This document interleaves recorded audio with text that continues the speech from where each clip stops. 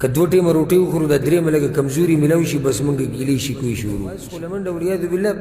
په الله باندې اعتراضونه شروع چې زما سره محبت کوي نو هغه دې د غریبۍ دپاره لوښې تیار ساتي.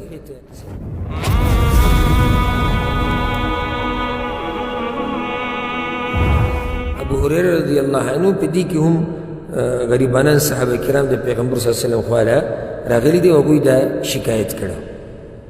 اوس د دې حدیث د وضاحت ته راځو. کوم حدیث چې د ابوذر غفاري رضی الله عنه غریبانان صحابه کرام نو یاد کړئ دا خبره اکثر صحابه کرام غریبانان بلکې دا یاد کړه اکثر جنتیان به غریبانان دي. نو چېرته به د غربت او د فقیرۍ د شکوې شکایتونه ډېرې نه کوي لکه یو نیم سړی چې کیني بس دقه د هغه خبرې چې غریب یم او مسلې دي نه په دې ځمکې په دې مخ باندې ډېر اوچت اوچت خلک غریبانان پاتې شوي او زموږ پیغمبر صلی الله علیه وسلم د هغه ژوند چې وګورې د هغه حال وګورې چې په څه طریقې سره هغه ژوند تېر کړی او څومره سختې هغه تېرې کړي نو ستا دا سختې به تا ته هېڅ هم ښکاره نه شي. د صحابه کرامو حالات سره دي چې څومره اوچت خلک دي چې یو سړی د لوږې د لاسه خېټې ته کاڼي تړي او 2 کاڼي تړي او د ابو هريره رضی الله عنه په شان سړی د لوږې د لاسه بېهوشه کېږي او د منبر په خوا کې راولېږي.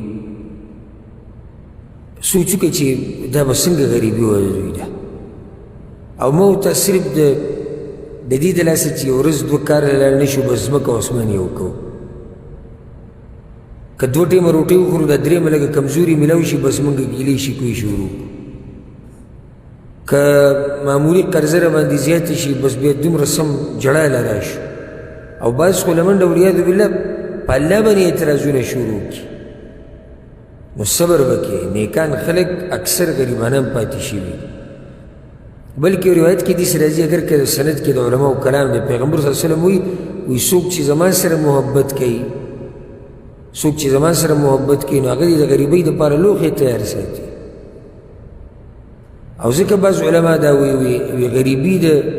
د علماو په پټکو کې پرته ده یعنې اکثر دا نیکان خلک چې د غریبانان نو که غریبي که مالدار هر حال کې د الله سبحانه وتعالی شکر ادا کول او صبر کول صبر په امتحانونو باندې او په غریبۍ باندې صبر کول.